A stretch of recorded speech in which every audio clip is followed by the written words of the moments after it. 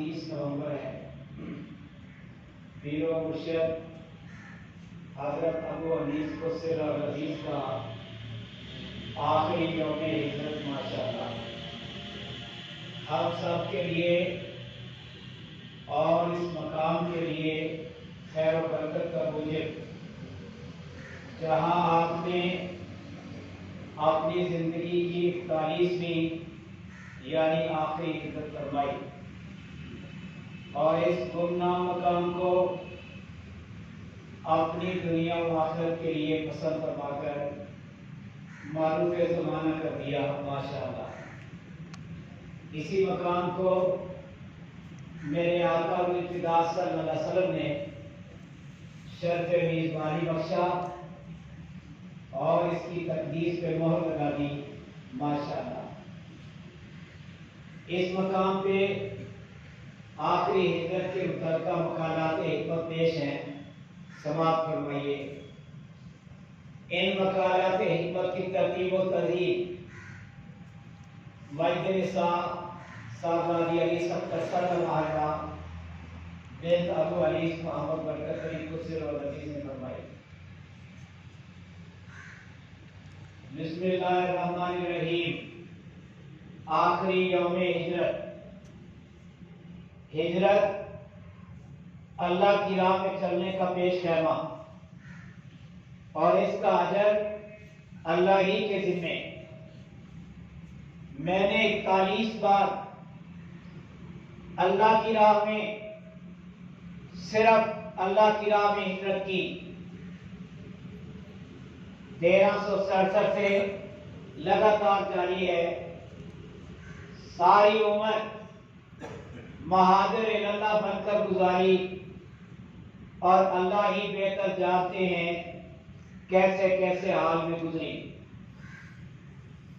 ایک برکت بھری مجلس میں ایک نے ایک سے پوچھا کہ مہاجر اللہ کسے کہتے ہیں؟ جواب دیا کہ اللہ کا وہ بندہ جو اللہ کے فضل و کرم سے اپنے اللہ کے لیے جسمانی و نفسیاتی و روحانی لذات و جذبات و خواہشات کو ہمیشہ ہمیشہ کے لیے خیر مند کہا کرتا ہے، اور مہاجر اللہ کسی سامان کا پابند نہیں ہوتا۔ توکل تو اللہ، اللہ کی راہ میں سفر کیا کرتا ہے۔ واللہ عالم بالصواب۔ خواہشات کی قربانی سب سے بڑی قربانی ہے اور مہاجر اللہ ہی خواہشات کو قربان کر سکتا ہے، دنیا دار نہیں۔ تیرے جسم الوجود کے اندر 9 دروازے ہیں۔ مہاجر اللہ وہ ہے جس کے قلبوت کے سارے در اللہ ہی کے حکم کے تابع ہوں، کوئی بھی خود سر نہ ہو۔ ہجرت کا انتہائی مقام دیار ہستی سے ہجرت ہے، اور یہ مقام کہیں کسی کو نصیب ہوتا ہے اور کسی کو نہیں۔ دیار ہستی کے مہاجر اپنی کوئی مرضی نہیں رکھتے، اللہ ہی کی مرضی ان کی مرضی ہوتی ہے۔ حکمت کی قدرت اور قدرت کی حکمت جہاں چاہتی ہے لے جاتی ہے، کسی اور کی مرضی کبھی کرنے نہیں دیتی۔ اللہ تبارک و تعالی ذوالجلال والاکرام نے کمال حکمت و قدرت سے اس بندے کو ہجرت پہ ہجرت کی نعمت سے سرفراز فرمایا، بار بار فرما کر احسان کی حد کر دی، اور میں ہر ہجرت پہ پھولے نہ سمایا۔ مخلوق نے میری ہجرت کی ملامت کی حد کر دی، میں نے الہی حکمت و قدرت کا بلند ترین اعزاز سمجھ کر شکر کیا۔ میں نے ہر ہجرت اللہ کے لیے، اللہ کے ذکر کے لیے، دین اسلام کی تبلیغ کے لیے اور اللہ کی خدمت کے لیے کی. ہجرت اس منزل کا منبع و ماخذ ہے. اس منزل تک پہنچنے کے لیے کن کن راہوں سے گزرنا پڑا. صابر صاحب سے رخصت ہو کر ایک گمنام فقیر مسلسل 40 سال مہاجر اللہ کی منزل پہ گامزن رہا. اس سفر میں اس نے کیا کیا نہیں دیکھا. رنگ رنگ عجائبات نظر سے گزرے، ان گنت واقعات پیش آئے اور انوکھے تجربات حاصل ہوئے.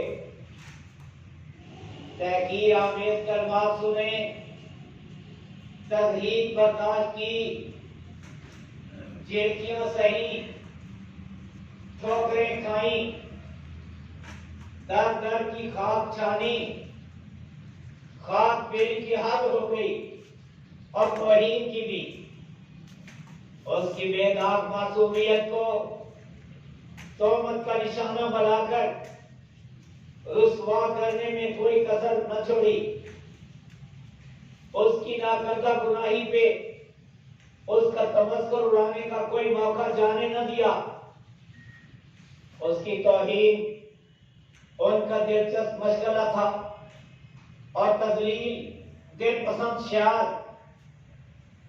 نفس ایک طویل مدت خلق کا تختہ مشق بنا رہا اور تیرے ہی فضل و رحمت سے یہ مشق راس آئی. میں نے کسی کو بھی کبھی کچھ نہیں کہا. ہر معاملہ میں اپنی ہی جان پہ صبر کیا، اوٹ تک نہ کی.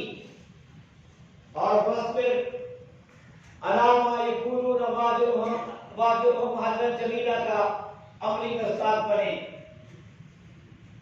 اگر اس منزل میں قدم قدم پہ صابر صاحب کی عظمت و مراقبت، شفقت و عنایت اور رہبری و دستگیری اس فقیر بے نوا کے شامل حال نہ ہو رہتی تو یہ عاجز و درماندہ اس کٹر منظر پہ اتنی مدت تک کیوں کر گامزن رہتا.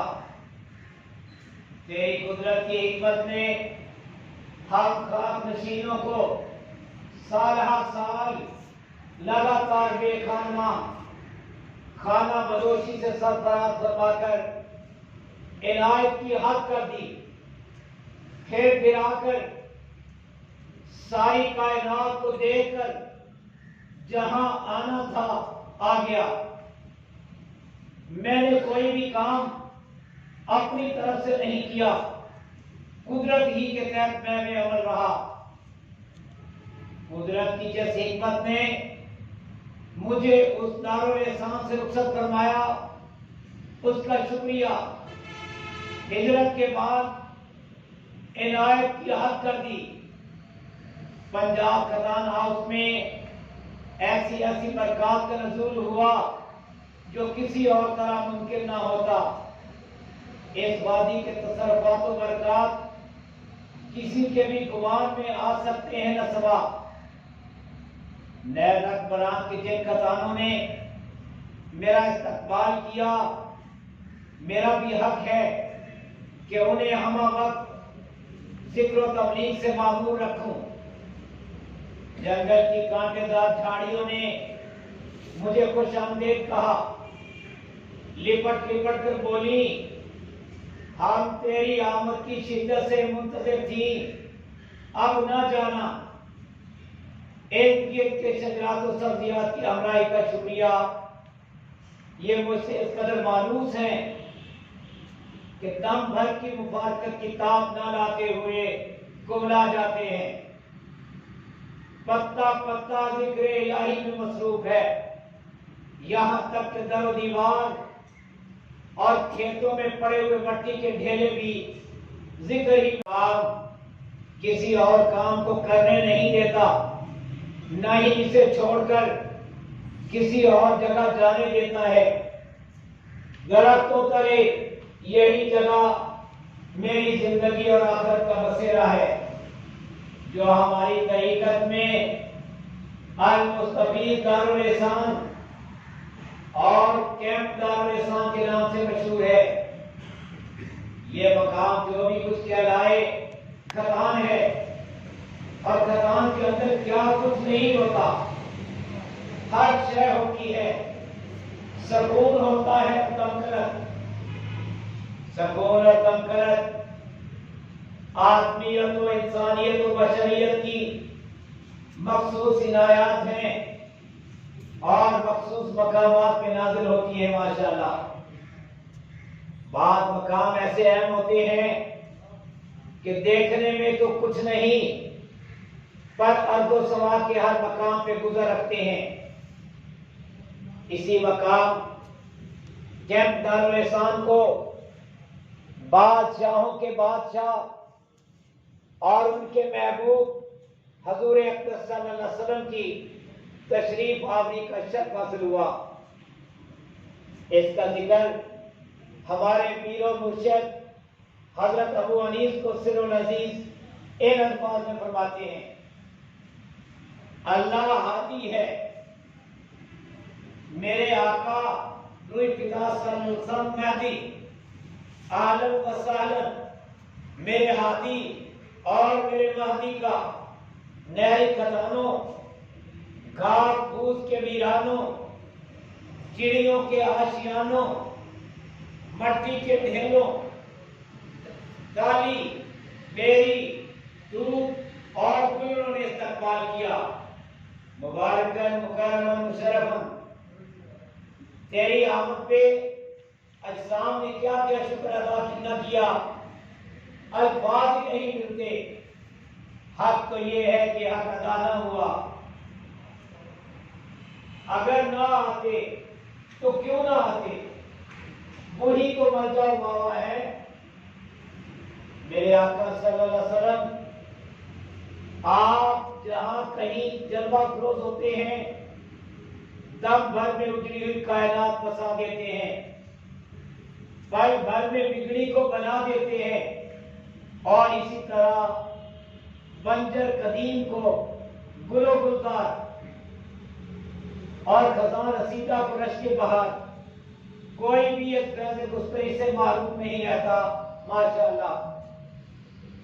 تیری کریمانہ نظر سے کیا ہوا، الفاظ نہیں ملتے، ہم و غم رخصت ہوئے۔ آپ کا کرم میرے مولائے کریم روح فدا صلی اللہ علیہ وسلم جب نوازنے پہ آئے تو ہر حد سے بالا ہو کر کرم کی حد کر دے۔ اللہ اللہ، ماشاءاللہ، طیبہ سے ابر کرم کی گھنگور گھٹائیں اٹھنے پہ مجبور ہو ہی جاتی ہیں۔ بطحا سے اٹھ کر ایک گمنام مقام کی طرف بڑھ کر ایک صاحبان کی شکل میں سایہ فگن ہو کر ریم جھم برسنے لگتی ہیں، اور آن کی آن میں جل تھل کر دیتی ہیں۔ ہر طرف بہار آ جاتی ہے، ہر شے پہ مسرت چھا جاتی ہے، امید کا غنچہ کھل جاتا ہے، بے کسی کو سہارا مل جاتا ہے، کسی کے کہنے سے نہیں۔ جب آپ چاہتے ہیں، جہاں چاہتے ہیں جاتے ہیں، بادشاہ جہاں بھی جاتے ہیں، امراء و وزراء ساتھ ہوتے ہیں، شیاطین و حاسدین بھگا دیے جاتے ہیں۔ یہی بادشاہوں کا دستور ہوتا ہے۔ کسی کے گھر میں نزول فرمانا کوئی معمولی بات نہیں ہوتی۔ عرس المیلاد المبارک کی تمام ادائیں اس گھر پہ چھا جاتی ہیں۔ میرے مولائے کریم جانم فدا صلی اللہ علیہ وسلم کے فیض کے چشمے ابل رہے ہیں، اور قیامت تک نہایت آب و تاب سے جاری و ساری رہیں گے۔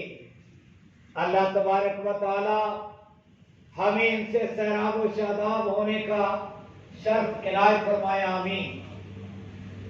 آپ یہاں دعا کے لیے تشریف لائے ہیں، اللہ کا ذکر کریں اور درود شریف پڑھیں، اپنی اپنی دعا مانگیں اور قبولیت پہ ایمان لائیں۔ بندہ ہر کسی کا خیر خواہ اور دعا گو ہے، آنے والے ہر کسی کے لیے دعا کی۔ اللہ تعالیٰ آپ سب کو فیضیاب فرمائے، آمین یا حی یا قیوم، الحمدللہ القیوم، واللہ خیر الرازقین، واللہ ذو الفضل العظیم۔